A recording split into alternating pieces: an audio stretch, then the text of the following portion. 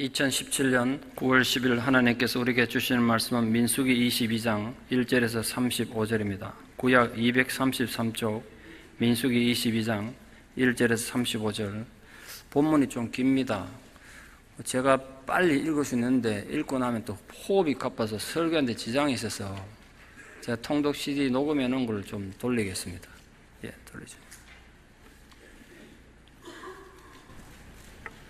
이스라엘 자손이 또 길을 떠나 모압 평지에 진을 쳤으니 요단 건너편 곧 여리고 맞은편이라. 십볼의 아들 발락이 이스라엘이 아모리에게 향한 모든 일을 보았으므로 모압이 심히 두려워하였으니 이스라엘 백성이 많음으로 말미암아 모압이 이스라엘 자손 때문에 번민하더라. 미디안 장로들에게 이르되 이제 이 무리가 소가밭에 풀을 뜯어먹은 같이 우리 사방에 있는 것을 다 뜯어먹으리로다 하니 그때 십볼의 아들 발락이 모압 왕이었더라. 그가 사신을 부올의 아들 발람의 고향인 강가 보들에 보내어 발람을 부르게 하여 이르되 보라, 한 민족이 애굽에서 나왔는데 그들이 지면에 덮여서 우리 맞은편에 거주하였고 우리보다 강하니 청하건대 와서 나를 위하여 이 백성을 저주하라. 내가 혹 그들을 쳐서 이겨 이 땅에서 몰아내리라. 그대가 복을 비는 자는 복을 받고 저주를 하는 자는 저주를 받을 줄을 내가 알미니라. 모압 장로들과 미디안 장로들이 손에 복채를 가지고 떠나 발람에게 이르러 발락의 말을 그에게 전하매 발람이 그들에게 이르되 이 밤에 여기서 유숙하라. 여호와께서 내게 이르시는 대로 너에게 대답하리라. 모압 귀족들이 발람에게서 유숙하니라. 하나님이 발람에게 임하여 말씀하시다. 너와 함께는 이 사람들이 누구냐? 발람이 하나님께 아뢰되 모압 왕 십볼의 아들 발락이 내게 보낸 자들이니다. 이르기를 보라, 애굽에서 나온 민족이 지면에 덮여서니 이제 와서 나를 위하여 그들을 저주하라. 내가 혹 그들을 쳐서 몰아낼 수 있으리라 하나이다. 하나님 발람에게 이르시되 너는 그들과 함께 가지도 말고 그 백성을 저주하지 말라. 그들은 복을 받은 자들이니라. 발람이 아침에 일어나서 발락의 귀족들에게 이르되 너희는 너희의 땅으로 돌아가라. 여호와께서 내가 너희와 함께 가기를 허락하지 아니하시느니라. 모압 귀족들이 일어나 발락에게로 가서 전하되 발람이 우리와 함께 오기를 거절하되이다. 발락이 다시 그들보다 더 높은 고관들을 더 많이 보내매 그들이 발람에게로 나아가서 그에게 이르되 십볼의 아들 발락의 말씀에 청하건대 아무 곳에도 거리끼지 말고 내게로 오라. 내가 그들을 높여 크게 존귀하게 하고 그들가 내게 말하는 것은 무엇이든지 시행하리니 청하건대 와서 나를 위하여 이 백성을 저주하라 하시되이다. 발람이 발락의 신하들에게 대답하여 이르되 발락이 그 집에 가득한 은금을 내게 줄지라도 내가 능히 여호와 내 하나님의 말씀을 어겨 덜하거나 더하지 못하겠나라. 그런지 이제 너희도 이 밤에 여기서 유숙하라. 여호와께서 내게 무슨 말씀을 더하실는지 알아보리라. 밤에 하나님 발람에게 말하여 이르시되 그 사람들이 너를 부르러 왔거든 일어나 함께 가라. 그러나 내가 네게 이르는 말만 준행할지니라. 발람이 아침에 일어나서 자기 나귀 안장을 주고 모압 고관들과 함께 가니 그가 감으로 말미암아 하나님이 진노하심으로 여호와의 사자가 그를 막으려고 길에 서니라. 발람은 자기 나귀를 타고 그의 두 종은 그와 함께 있더니 나귀가 여호와의 사자가 칼을 빼어 손을 들고 길에 선 것을 보고 길에서 벗어나 밭으로 들어간지라. 발람이 나귀를 길로 돌이키려고 채찍질하니 여호와의 사자는 포도원 사이 좁은 길에 섰고 좌우에는 담이 있더라. 나귀가 여호와의 사자를 보고 몸을 담에 대고 발람의 발을 그 담에 짓누르며 발람이 다시 채찍질하니 여호와의 사자가 더 나아가서 좌우로 피할 데 없는 좁은 곳에 선지라. 나귀가 여호와의 사자를 보고 발람이 엎드리니 발람이 노하여 자기 지팡이로 나귀를 때리는지라. 여호와께서 나귀 입을 여시니 발람에게 이르되 내가 당신에게 무엇을 하였기에 나를 이같이 세 번을 때리느냐. 발람이 나귀에게 말하되 네가 나를 거역하였기 때문이니 내 손에 칼이 있으면 곧 너를 죽였으리라. 나귀가 발람에게 이르되 나는 당신이 오늘까지 당신의 일생 동안 탄 나귀가 아니냐. 내가 언제 당신에게 이같이 하는 버릇이 있었더냐. 그가 말하되 없었느니라. 그때 여호와께서 발람의 눈을 밝히시며 여호와의 사자가 손에 칼을 빼들고 길에 선 것을 그가 보고 머리를 숙이고 엎드리니 여호와의 사자가 그에게 이르되 너는 어찌하여 네 나귀를 이같이 세 번 때렸냐. 보라, 내 앞에서 내 길이 사악함으로 내가 너를 막으려고 나왔더니 나귀가 나를 보고 이같이 세 번을 돌이켜 내 앞에서 피하였느니라. 나귀가 만일 돌이켜 나를 피하지 아니하였다면 내가 벌써 너를 살렸으리라. 발람이 여호와의 사자에게 말하되 내가 범죄하였나이다. 당신이 나를 막으려고 길에 서신 줄을 내가 알지 못하였나이다. 당신이 이를 기뻐하지 아니하시면 나는 돌아가겠나이다. 여호와의 사자가 발람에게 이르되 그 사람들과 함께 가라. 내가 네게 이르는 말만 말할지니라. 발람이 발락의 고관들과 함께 가니라.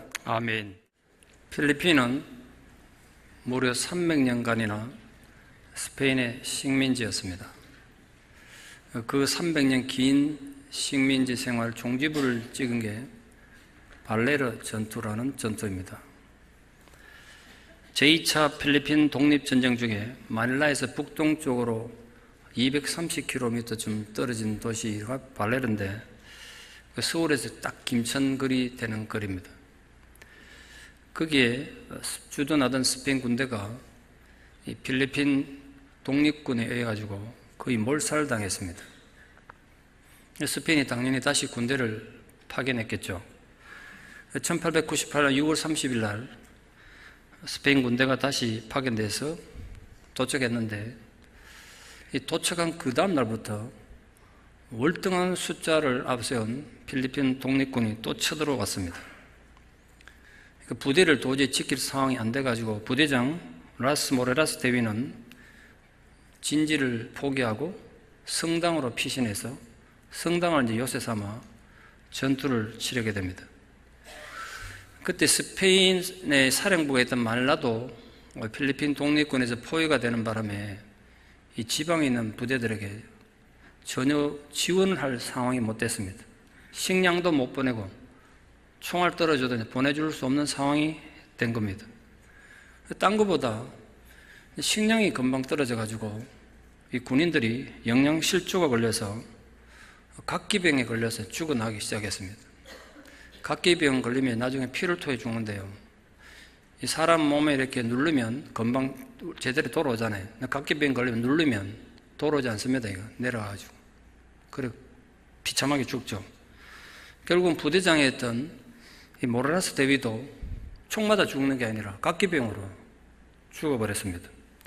그래서 그 뒤를 이어서 그 다음 선임이었던 엔리케 중위가 지휘관이 돼가지고 굶주림 속에 길고 긴 전쟁을 하게 되죠. 적의 총에 맞아 죽는 게 아니라 굶어 죽는 겁니다, 사람들이.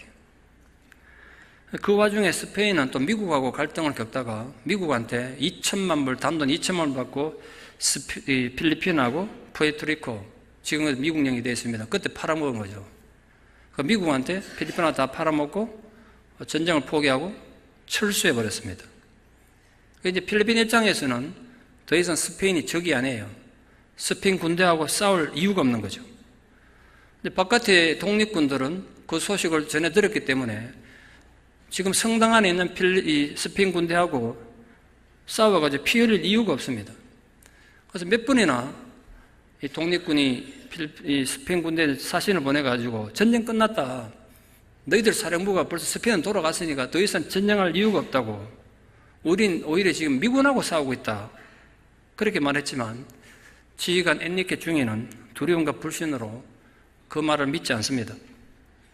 성당 안에 스페인 군대는 영양실조가 고통받는 이 힘든 상황이 소문이 나서 필리핀 군대가 알게 되고 필리핀 군대가 인도적 입장에서 적이지만 많은 양의 식량을 원조합니다. 그 식량 갖다 주지 말라는 거죠. 봐란 말이야. 우리가 진짜 전쟁하는 것 같은 너희들이 왜 식량을 주겠냐고. 지금 전쟁 끝났으니까 너희들이 항복가 나오면 마닐라까지 돌아가고 스페인까지 돌아가는 안전을 책임지겠다고. 전쟁 그만하자. 그래도 이제 믿지 않습니다. 필리핀 군대가 이거 좀 난감합니다. 전쟁 끝났는데 안에 소수의 적이 남아가지고 그걸 인정하자고 계속 전쟁을 하니까 그래서 스페인한테 항의를 합니다. 전쟁 끝났는데 너희 부대가 남아가지고 계속 전쟁한다고. 그 스페인 정부에서 중령 한 명을 파견해가지고 총사령관 명령서를 보냈습니다. 지금 즉시 철수해서 후퇴하라고. 이제 와가지고 필리핀 군대하고 함께 이 중령이 와가지고 이제 성당 안에 있는 스페인 군대하고 얘기하죠. 전쟁 끝났으니까 철수하라고. 이게 총사령관 명령서라고. 너희 지휘관 모라라스 대위한테 전화로 왔으니까 모라라스 대위 빨리 불러오라고.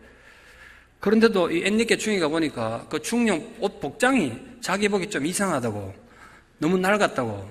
저것도 가짜라고 믿지 않습니다. 같은 군의관이었던 중위였던 이 군의관이 모라라스 대위가 죽으면 우리밖에 모르고 저 사람이 저걸 모르는 거 보니까 진짜 같다고. 저건 명령서 진짜 같다고 받아들여야 된다 그랬지만 엔리케 중위는 그걸 믿지 않습니다. 그 부대원들 중에 군대에 갔다 제대하면 왕립 미술학교를 보내주겠다는 자기 시의 시장한테 속아가지고 입대했던 화가를 꿈꾸는 카를로스라는 일병이 있었는데 이 친구가 틈나면 이제 화가를 꿈꾸는 그림을 잘 그리니까 부대 그림도 그리고 이런 걸 보고 이제 엔리케 중위가 카를로스를 마닐라에 보냅니다. 네가 가가지고 자세히 그려와라. 진짜 우리 사령부가 철수했는지 아니면 남아있는지 보고 사실대로 다 그려가지고 내한테서 보고를 하라고 카를로스를 몰래 내보냈습니다. 근데 이거 지금 동서남북이 어딘지도 모르는데 처음 가본 필리핀 밀림에서 당연히 길을 잃었겠죠. 나가자마자 필리핀 독립군한테 포로가 된 겁니다. 근데 가서 보니까 이 필리핀 독립군이 진짜로 말하는 거야. 우리는 너희하고 더 이상 전쟁할 이유가 없다. 그래서 마닐라에서 발행된 스페인이 신문을 보여주면서 바란 말에 신문에 너희들 군대가 다 철수했다고. 네가 마닐라를 가고 싶으면 마닐라를 가고 다시 성당 안에 너희 부대로 돌아가면 돌아가라고 말도 주고 식량도 주면서 네 가고 싶은 데로 가라고 대우를 해주면서 보냈습니다. 보니까 마닐라 갈 이유가 없잖아요. 그래서 그 신문 들고 식량 들고 말 타고 성당에 있는 부대로 다시 돌아왔습니다. 그 신문 내놓으면서 중위님 내 가보니까 그게 사실이더라. 전쟁이 끝났다는 말이야. 우리 총사령관이 다 철수했다고. 그런데 엔리케가 믿지 않습니다. 이 신문도 가짜고 니는 처음부터 마닐라 갈 생각이 없어서 이 필리핀 군대한테 변절됐다고 그러면서 믿지 않습니다. 이 완고한 두려움에 도대체 받아들이지 않습니다. 카를로스가 이렇게 얘기합니다. 요즘이야 뭐 신문을 인터넷으로 막 찍어내니까 신문을 조작할 수 있지만 150년 전에 신문을 함부로 만들 수 있는 시대가 아니지 않습니까? 중위님, 바깥에 사람들 뭐가 답답해가지고 요 성산의 요 소수 인원 위해 가지고 이런 신문을 가짜로 만들어내겠냐고 도대체 좀 믿어달라고 그러니까 고집과 불안에 사로잡힌 완고한 엔리케 중위는 정상적인 판단을 완전히 상실한 거죠. 끝내 믿지 않아서 또 계속 전쟁하는 겁니다. 안에서. 카를로스는 자기가 친했던 입대 동기 2명에게 얘기합니다. 내가 가보니까 필리핀 군대가 우리를 학대한 것도 아니고 우리가 나가서 항복만 하면 스페인으로 돌아가는 자유를 보장하고 배편까지 다 마련해 준다니까 그 거리가 한 200m쯤 떨어졌는데 저 200m만 가면 우리 자유를 얻을 수 있다. 집으로 돌아갈 수 있다. 나 따라 탈령하자. 그래서 설득에 3명이 탈령하기로 합니다. 탈령하다가 그 낌새를 알아차린 스페인 군대에게 체포가 됩니다. 그 2명은 총살당하고 이제 장차 화가가 되려고 꿈을 꿨던 이 친구는 오른팔을 잘라버렸습니다. 그럼 더 이상 화가를 못하는 거죠. 그 엔리케 주인 입장에서 2명은 부하는 죽였지 1명은 팔 잘라야지. 그러니까 뭐 기분이 좋겠습니까? 밤에 잠도 안 오고 해서 그 카를로스가 가져온 신문을 되치게다 보니까 신문이 진짜인 걸 알게 됩니다. 이유가 뭐냐면 자기 사관학교 동기는 아무도 모르는데 그 사관학교 동기가 인사이동 받아가지고 부대에 배치받았다는 것이 신문에 기사로 실린 거예요. 그거 보고 이 신문이 진짜구나 드디어 알게 된 겁니다. 그래서 드디어 필리핀 군대한테 항복하고 전쟁을 끝내고 요새를 떠나게 되죠. 그게 1899년 6월 2일이었습니다. 무려 337일 동안 안 해도 되는 전쟁을 하면서 필리핀 군대는 무려 700명이나 죽었고요. 이 스페인 군대는 안 해도 되는 고생해서 굶주림과 영양실조로 부하들을 죽음으로 내몰았던 것입니다. 한 인간의 독선과 의심과 두려움이 어떤 비극을 가져오는지 역사에 기록된 분명한 사실입니다. 오늘 제가 이 얘기를 말씀드리는 것으로 설교를 시작한 이유는 오늘 본문에 똑같은 내용의 이야기가 전개되고 있습니다. 오늘 본문이 바로 그런 내용입니다. 오늘 이스라엘이 도착한 모압 평지는 요단강 동쪽인데 요단강이 북에서 남으로 흐르거든요. 아주 거의 직선처럼 흐릅니다. 그 동쪽이 이 모압 평야고 그 요단강만 건너면 가나안 땅이에요. 그러니까 이스라엘 백성들이 가나안 땅에 들어가기 전에 마지막으로 머물렀던 광야가 이 요단 모압 평지였습니다. 이스라엘은 그곳에서 두 번째로 인구조사도 하고 군대를 다시 점검하고 모세가 또 한 번 율법을 선포하고 모세를 대신해서 가나안 땅을 점령할 지도자로 여호수아를 세우는 그런 일들을 이곳에서 했습니다. 그래서 본문의 배경이 되는 모압 평지는 이스라엘 역사에서 아주 중요한 땅이었습니다.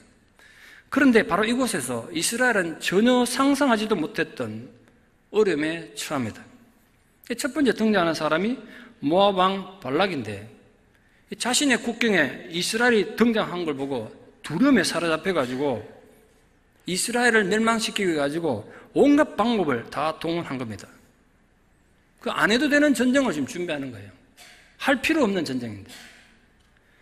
모압 왕 발락은 하나님을 두려워하지 않고 사람을 의지하는 자였기 때문에 사람을 두려워한 겁니다. 그래서 발람은 문제에 봉착했을 때 하나님 뜻에 대한 성찰은 안중에도 없고 오로지 인간적인 방법으로 문제를 해결하려고 합니다. 그리고 두려움은 오해와 의심에서 생겨납니다. 이 발락은 이스라엘 입장을 모르고 있었기 때문에 두려워한 거예요. 신앙인도 또 간혹 이런 오해와 의심으로 두려움에 사로잡히는 경우가 자주 있습니다. 그러니까 평소에 얼마나 하나님을 신뢰하는 훈련이 중요한지를 보여줍니다. 우리가 먼저 생각해 봐야 될 것은 모압 왕 발락이 보여준 문제들입니다. 오늘 발락은 도대체 어떤 문제를 가진 문제적 인간이었습니까? 첫 번째로 발락은 인간적인 시각으로만 세상을 보았습니다. 오늘 헤스본 이 지역이 헤스본 지역인데 헤스본은 원래 모압 땅이었지만 아모리 왕 시온이 쳐들어가서 빼앗은 땅입니다. 그 모압 입장에서 아모리 족속은 상당히 힘든 강대국인 거죠. 그런데 그 강대국 아모리 왕국을 이스라엘이 간단하게 제압하니까 모압 왕 발락은 두려워할 수밖에 없었던 겁니다. 그 전쟁기가 그 앞에 나오거든요. 발락은 하나님을 모르는 자였습니다. 그러니까 그 결과 이스라엘 군대의 진짜 총사령관은 하나님이신데 그건 보지 못하고 눈에 보이는 외형적 숫자, 단순 계산으로 한 200만 명쯤 되는데 200만 명이 광야에 쫙 퍼져 있어 보십시오. 얼마나 두려웠겠어요. 우리도 마찬가지입니다. 어떤 문제에 봉착했을 때 하나님보다는 자신 앞에 놓인 문제만 보고 두려워 떨면서 그 문제를 스스로 해결하려고 급급해합니다. 예기치 못한 닥치는 숱한 인생의 많은 문제와 변수들이 있지 않습니까? 그러나 여러분 그 앞에서 두려워하지 마십시오. 전능하신 하나님이 우리와 함께 하시기만 하면 여호수아와 갈렙이 외쳤던 것처럼 그들은 우리 밥이다 그렇게 외칠 수 있단 말이에요. 중요한 건 여러분 어떤 상황이 있든지 하나님이 나와 함께 하심에 대한 신앙 고백이 있고 그 신뢰가 있느냐 그게 중요해요. 발락은 그게 없는 사람이었습니다. 두 번째로 발락은 인간적인 방법으로 자기가 당면한 위기를 모면하려고 했습니다. 모압 왕 발락은 아모리 족속을 격파한 이스라엘의 강력한 군사력은 받지만 사실 모든 문제의 열쇠의 해결이 하나님께 있다는 것, 이 모든 문제를 해결할 수 있는 열쇠가 하나님께 있다는 걸 깨닫지 못한 채 그냥 겁에만 질려 있습니다. 물론 그의 고민이 이해가 안 되는 건 아닙니다. 지금 북한 보십시오. 얘는 미사일 쏘고 핵폭탄 터뜨리는데 미국도 한국도 나라를 책임지고 있는 정치 지도자들이 밤에 잠이 오겠습니까? 얼마나 고민되겠습니까? 제가 보기엔요 북핵 문제는 해결이 안 될 겁니다. 지금 전 세계에서 제일 힘센 나라가 북한이고요 제일 힘센 지도자가 김정은입니다. 제가 그 20살 어린애가 나라 붙잡길래 우습게 봤는데 우습게 볼 인물이 절대로 아닙니다. 보십시오. 북한 원하는 데 되어갈 겁니다. 어떻게 방법이 없습니다. 그렇다고 전쟁을 하겠습니까? 어떻게 하겠습니까? 오늘 그 얘기는 안 하겠습니다만 마찬가지로 발락도 한 나라 지금 안전을 책임진 왕인데 이스라엘이 딱 등장하니까 위기감을 느껴서 피말리는 분민의 밤을 지금 보냈던 건 틀림이 없습니다. 그러나 문제는 자기 자신과 자기 나라가 처한 위기의 진정한 해결책이 뭔지를 전혀 깨닫지 못한 어리석은 분민이었어요.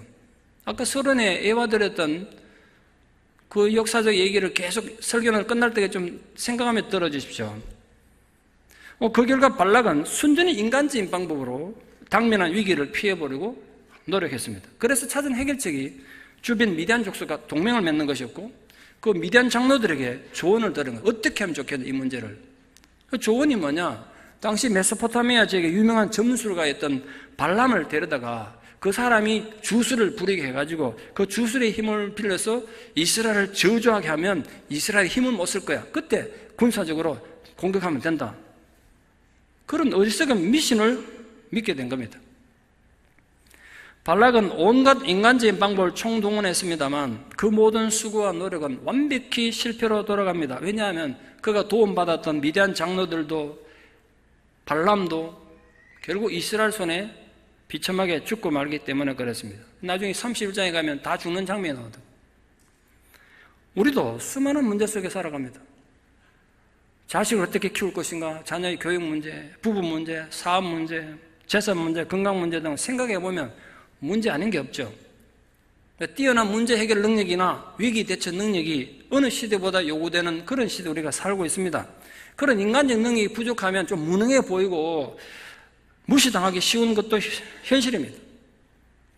그러나 성도는 비록 세상에서 사람들 눈에는 좀 약해 보이고 미련하게 보여도 모든 문제의 최우선순위는 하나님께 둬야 합니다. 우리가 비록 힘들고 고달픈 현실을 살지만 하나님을 향한 신실한 자세를 끝내 잃어버리지 않고 살아가면 단지 시간이 좀 걸릴 뿐이지 하나님께서 우리 모든 문제를 형통하게 해 주실 것이기 때문에 그렇습니다.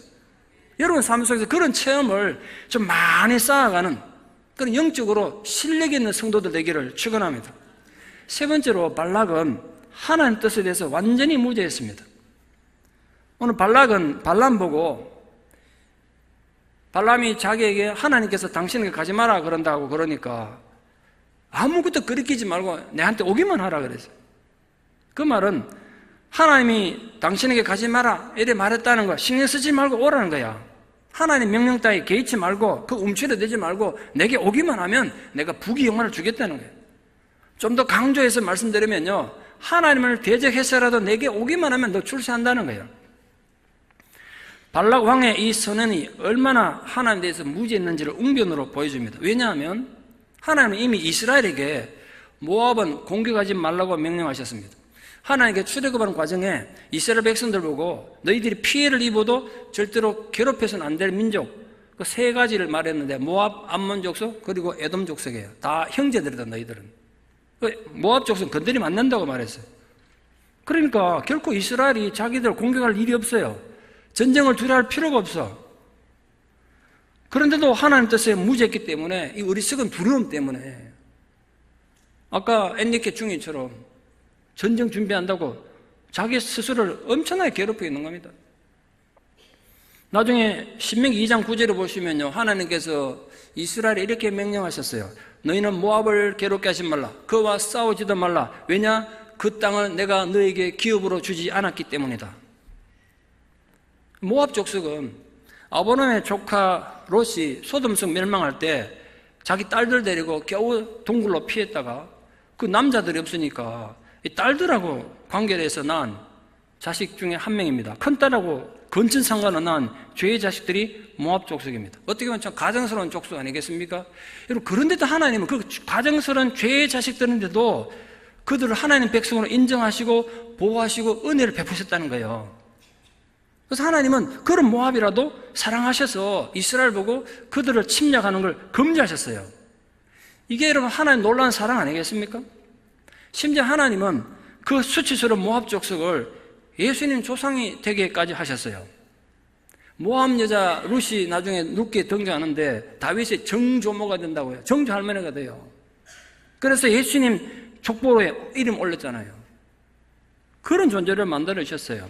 그러니까 하나님은 모압을 위해서 이렇게까지 위대한 계획을 가지고 계셨지만 정작 모압 왕 발락은 그 하나님의 기쁘신 섭리에 대해서 전혀 무지했던 겁니다. 많은 경우 사람들은 발락 왕 같은 실수를 저지릅니다. 하나님은 우리들에게 가장 좋은 것을 주시기 위해서 많은 축복을 준비해놓고 기다리시지만 하나님 계획에 무지한 인간들은 세상에 주는 기쁨과 성공이 전부인 줄 알고 거기에 목매달으면서 살아가기 바쁘단 말이에요. 그러니까 하나님보다 사람을 더 의지하고 재물을 의지하고 세상의 권력과 무기를 의지하는 그런 태도를 살아간단 말이에요. 그건 결코 성도가 취해야 될 태도가 아니지 않습니까? 하나님 말씀하셨어요. 인생을 의지하지 말라. 말과 병거와 마병의 강함도 의지하지 말라. 그렇게 말씀하셨습니다. 육체를 신뢰하는 것은 한갓 허황된 생각임을 분명히 경고하셨습니다. 우리를 향하신 하나님 뜻이 무엇인지 분별하기 위해서 우리가 성결의 연습, 거룩의 연습을, 경건의 연습을 게을리하면 안 되는 겁니다. 인간적으로 보면 모압 왕이 훌륭한 지도자일지도 모르겠습니다. 자기 나라 백성들의 안전을 생각해서 그렇게 고민하고 해결책 찾으려고 모든 수단을 다 동원했기 때문에 그렇습니다. 그러나 하나님을 망각한 인간적인 방법으로 인생의 근본 문제는 결코 해결할 수 없습니다. 만약 우리들이 오늘 발락처럼 세상적인 생각과 인간적인 방법으로만 우리 문제를 해결하려고 한다면 결코 우리 문제를 해결할 수 없을 것입니다. 중요한 건 나를 향한 하나님의 뜻이 무엇인지 아는 것이 세상을 이기고 나의 한계를 극복하는 길입니다. 지금 이 상황에서 이 시간에 이 시기에 하나님께서 나에게 이런 일을 겪게 하신 이유가 무엇인가? 그 뜻을 아는 게 더 중요하단 말이에요. 사랑하는 성도 여러분, 우리는 하나님의 성도입니다. 문제에 부닥칠 때마다 성도의 바른 태도는 인간의 생각이 아닌 하나님 뜻이 무엇인지 먼저 생각하는 것입니다. 그러니까 여러분 매사에 먼저 하나님을 생각하고 하나님을 앞세우는 믿음의 사람들 되셔서 하나님께서 여러분을 평강의 길로 계속 인도해 주시는 복을 누리기를 진심으로 축원합니다. 오늘 우리가 눈여겨봐야 될 또 하나 문제적 인간은 발람이죠. 하나님은 발람에게 단호하게 하나님 뜻을 명령하셨습니다. 너는 결코 그들과 함께 가지 마라. 모압 족속 그 미디안 장로들 따라가지 마라. 그리고 이스라엘 백성들을 결코 저주하지 마라. 하나님께서 이스라엘에 대해서 저주하지도 말고 발락의 사람들을 따라가지 말라고 그토록 강력하게 명령하셨습니다. 그러면 두 분 다시 고민할 거 뭐 있습니까? 물어볼 게 뭐 있냐고요. 그대로 순종하면 됩니다. 그런데 발락의 사신들이 더 많은 복채와 권력을 가지고 오니까 마음이 흔들린 거예요. 표면적으로 보면 마치 하나님 뜻을 구하는 것처럼 보이지만 실상은 하나님 뜻을 변절시켜가지고 하나님 뜻을 바꿔가지고 자기 욕망을 이루려는 얄팍한 속임수를 지금 쓰고 있는 거예요. 이 발람의 왕관이 그렇게 만든 겁니다. 아까 엔리케 중에 그 왕관처럼 발람도 왕관 존재예요. 여러분, 어떤 상황에서도 여러분의 신앙이 여러분의 욕망의 도구가 안 되도록 주의하십시오. 우리가 빠지기 쉬운 정말 쉬운 함정입니다. 절대로 어떤 상황에서도 여러분 신앙이 여러분 욕망을 위한 도구가 되면 안 돼요. 누구나 간절히 이루고 싶은 소원이 있을 수 있죠. 소망이 있죠. 그러나 인간의 간절한 바람이 아무리 크다고 해도 그걸 하나님 뜻으로 포장하는 어리석은 짓은 하지 않도록 주의하셔야 돼요. 이건 내가 이루고 싶고 내가 가지고 싶은 거지 하나님 뜻은 아닐 수 있단 말이에요. 근데 우리는 내가 이루고 싶고 내가 가지고 싶은 게 간절하면 거기다가 하나님 뜻이라고 갖다 붙입니다. 그래서 하나님 뜻으로 포장한단 말이에요. 근데 실제로는 이런 실수를 저지른 신앙인들이 굉장히 많은 걸 제가 봅니다.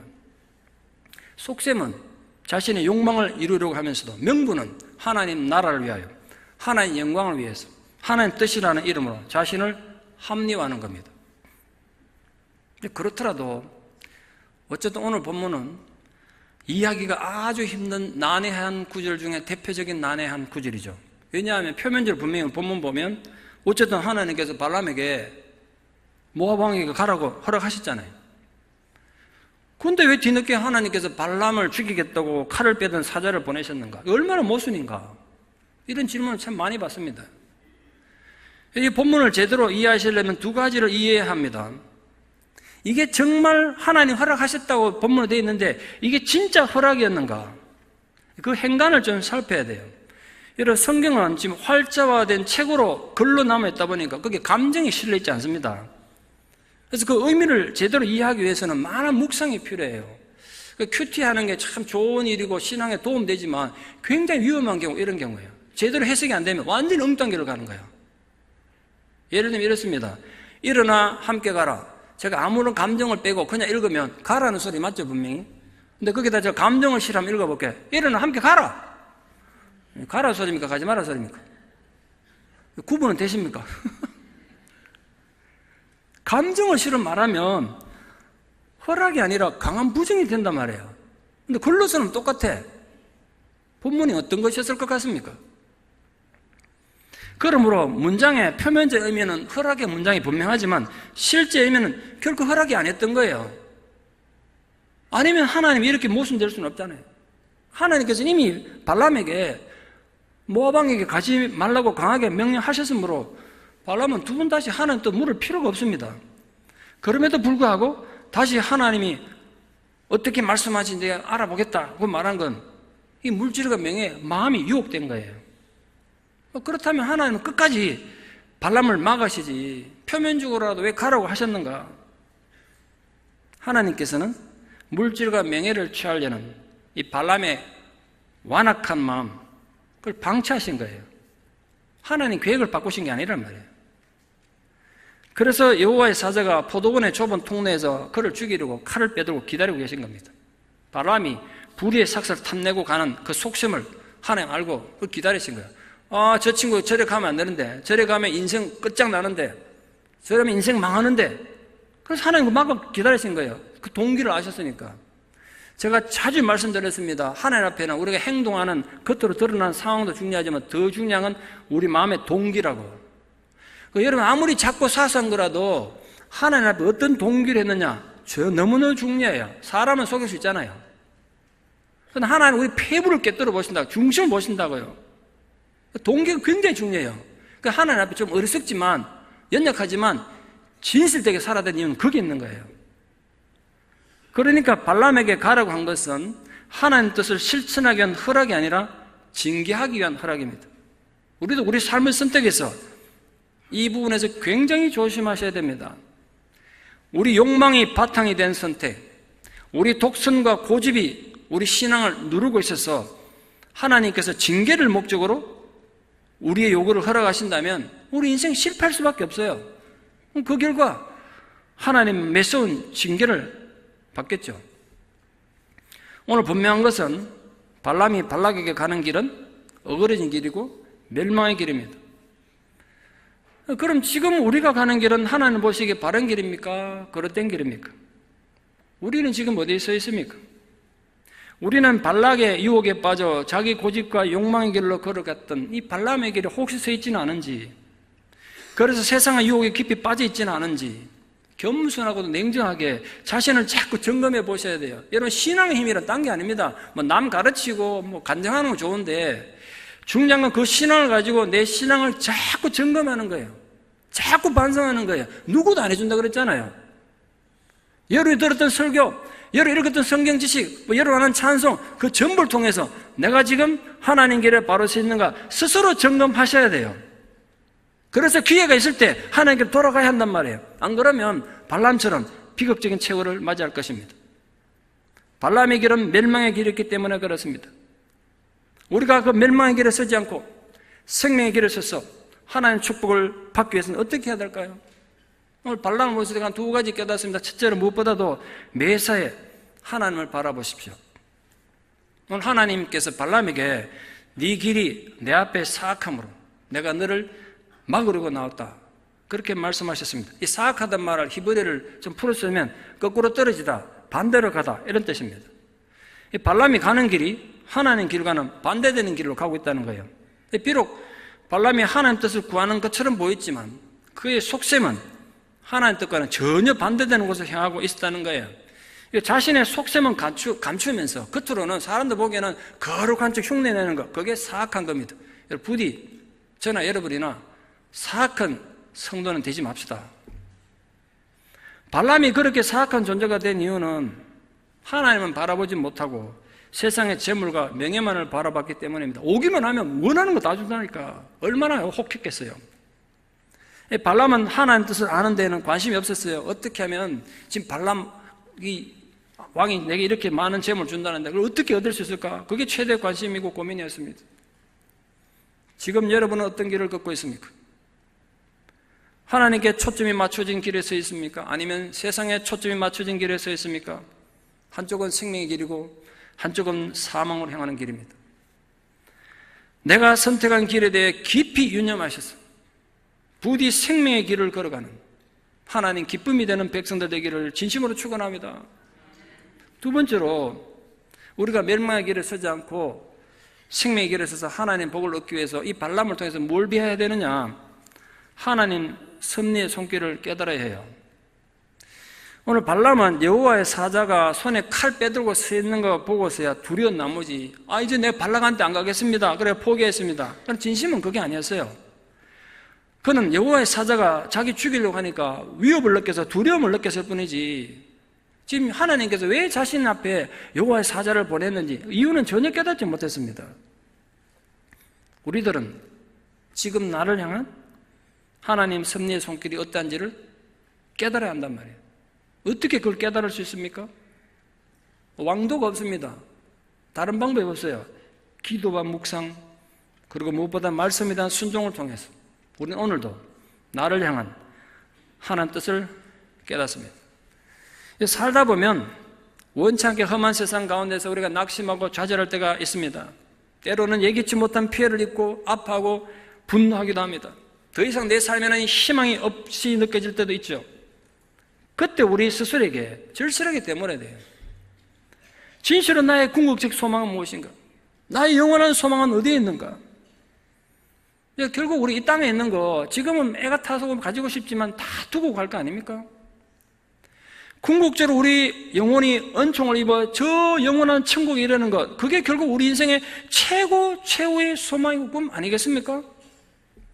우린 그 영원한 삶을 위해서 하나님만 바라보고 하나님께만 소망을 두고 세상의 유혹을 물리치고 매일매일 성령의 인도를 받아 살아가는 영원히 복된 사람들 되기를 진심으로 축원합니다.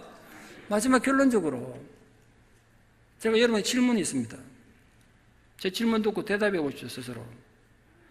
오늘 모압왕 발락과 메소포타미아 점수가 발람의 사건은 성경에 아주 길게 설명됐습니다. 22장에서 24장까지 무려 석장이나 됩니다. 내용이 꽤 길어요. 이스라엘하고 아무 관계없는 내용이고 가나안 땅 정복하는 일과는 아무런 관계없는, 어떻게 보면 이방인들의 꼭 코미디 같은 일인데 이걸 이렇게 성경에서 길게 기록한 이유가 뭘까요? 그리고 이 사건을 통해서 2017년 9월을 살아가는 우리들에게 하나님께서 정말로 주시고자 하셨던 교훈은 뭘까요?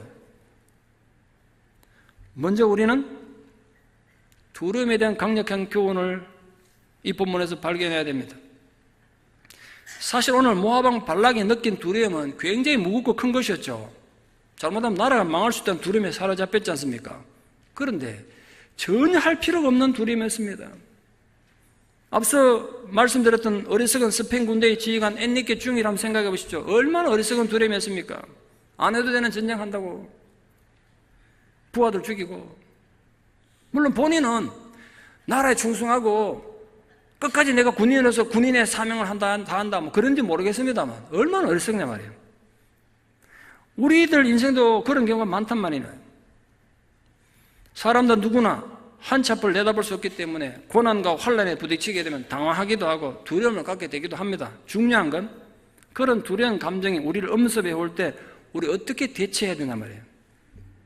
어떻게 대처해 그 두려움을. 지금 내 마음에 두려움이 밤에 잠이 안 와.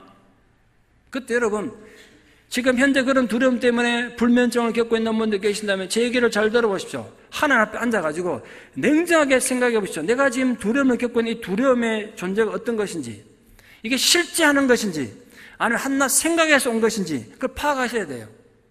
내 생각에 만들어낸 허구에 불과한 두려움이라면 오늘 당장 믿음의 이름으로 예수 이름으로 끊어버리십시오. 더 이상 이 두려움이 내게 영향 줄 수 없음을 예수의 이름으로 선포하십시오. 그럼 끊어지는 겁니다.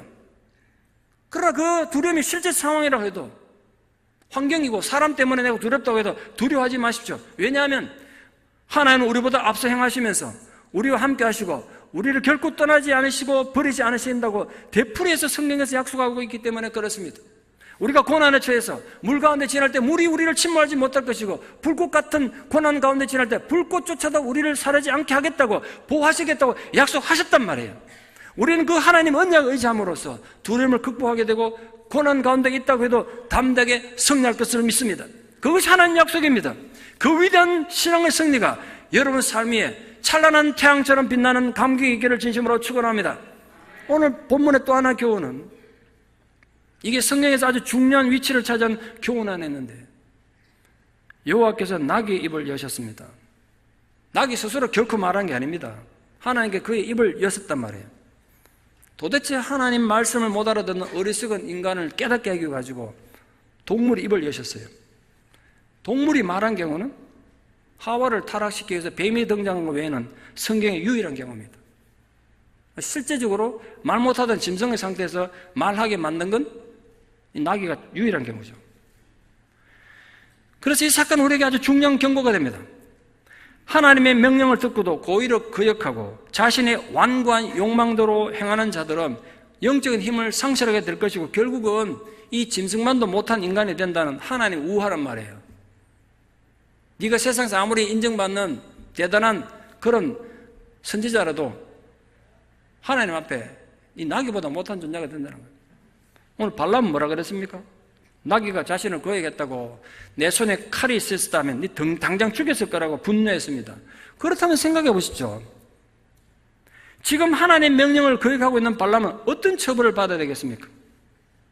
발람은 하나님의 사자를 인식하지도 못했지만 나귀는 자기 등 뒤에 탄 주인 살리겠다고 3번이나 몸부림치면서 길을 바꾸려고 애쓰는데, 하나님 명령을 거역하고 자신의 탐욕과 욕망을 위해 달려가고 있는 이 어리석은 인간은 어떻게 처치해야 되겠습니까? 여호와의 사자가 발람을 직접 책망하지 않고 너 그러면 안 된다, 하나님께서 너 때문에 화가 나셨다 이래 말씀하지 않고 왜 나귀 입을 열어서 발람을 책망하도록 하신 이유가 뭘까요? 발람은 당시 국제적으로 소문이 나 있었던 유명한 점수가였습니다. 신의 뜻을 알고 점을 치는 대단한 영적 통찰력을 가진 사람으로 모든 사람들이 인정받고 있었습니다. 그러나 그토록 유명했던 발람의 영적 통찰력이라는 게 한낱 미물에 불과한 나귀 수준에도 미치지 못한다는 사실을 생생히 보여줌으로써 그가 하나님 앞에 얼마나 무능한 존재인지를 완전히 보여준 거잖아요. 드디어 하나님께서 발람의 눈도 여셨습니다. 발람의 눈을 가리고 있던 영적 비늘을 벗겨서 이 영적 현상을 보게 한 거죠. 이게 얼마나 아이러니인가 보세요. 신의 뜻을 잘 보는 자에서 복체를 받고 사람들에게 신의 뜻을 전하는 자라고 세계적으로 소문이 자자했던 발람이었는데 정작 본인은 눈뜬 장님에다가 영적 소경이었어요. 그러니까 여러분, 우리 길이 옳으냐 옳지 않느냐 하는 건 내 고집이나 감정이, 내 기분이 결정하는 건 절대로 아니에요. 많은 분들이 고집과 아집에 사로잡혀가지고 내 길이 옳다, 내 생각이 옳다고 주장하시는데 착각도 그런 착각이 없습니다. 내 감정과 기분이 정의가 아니란 말이에요.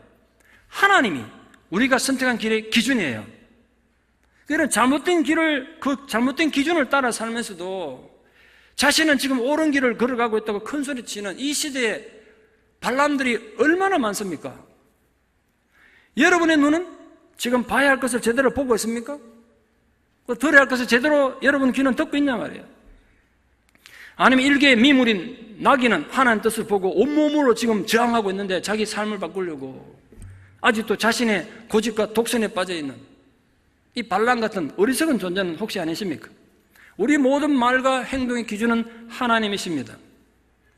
여러분, 사람 앞에서 어떻게 말하고 어떻게 행동하느냐, 이게 중요한 거 아닙니다. 항상 하나님을 두려워하는 자가 되십시오. 인생 얄팍하게 사시면 안 됩니다. 사람들의 박수에 현혹되지 마십시오. 하나님의 말씀에 삶의 기준과 목표를 두고 사는 자들이 되십시오.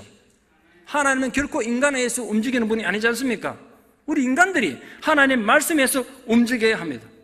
하나님 원하시는 딴 게 아닙니다. 말씀의 완전한 복종입니다. 마지막 세 번째로 제가 오늘 본문에서 느낀 아주 정말 중요한 교훈인데요,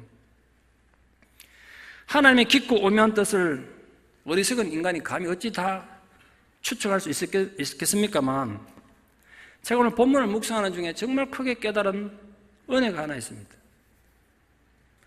그 은혜를 한마디로 표현하면 하나님 사랑입니다. 뭐 당연한 소리겠습니다. 제가 오늘 본문 속에서 얼마나 엄청난 하나님 은혜를 발견했냐. 스토리는 이렇습니다.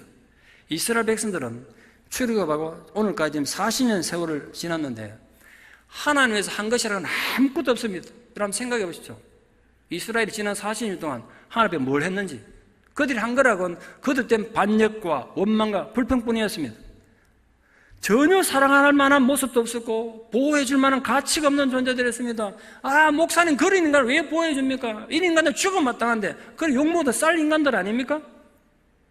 그럼에도 불구하고 하나님께서 그 어리석고 불순종한 이스라엘 백성들을 발람에게 이들은 하나님께 복받은 자들이다라고 자랑하고 있습니다. 놀랍지 않습니까? 그게 오늘 우리에게도 부어지는 놀라운 하나님 사랑입니다. 결코 사랑할 만한 모습도 없고 존경받을 만한 모습이 전혀 없고 늘 불평과 원망만 하는 인간들, 징계를 받아 멸망받기 딱 좋은 상황에 있는 폐역한 백성들임에도 불구하고 하나님은 여전히 우리를 사랑하시고 세상에 자랑하신다고. 지금도 하나님은 세상에 대해서 우리를 자랑하세요. 세카라멘트 한인 장로교 성도들은 복받은 자들이다. 비록 세상 사람들은 비웃고 손가락질하고 예수 믿는다는 것에 저렇게 한심하게 세상을 사냐고 비웃을지 모르지만 하나님은 우리를 세상에 대해서 저들은 나의 복받은 자들이다 그렇게 자랑하신단 말이에요. 발람의 이 사건을 통해서 하나님께서는 자기 백성을 얼마나 간절히 복주기를 원하시는지 읽어야 합니다. 비록 세상이 아무리 저주하고 손가락질해도 하나님은 우리에게 복주기를 원하십니다.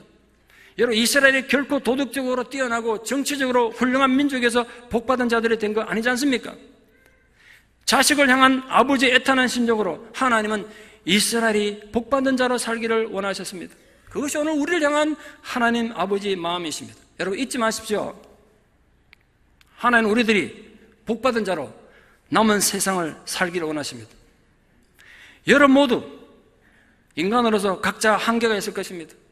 부모로부터 받은 상처든 배우자로부터 받은 상처든 영적 지도자라는 상처든 어떤 식의 상처든 누구나 다 있을 것입니다.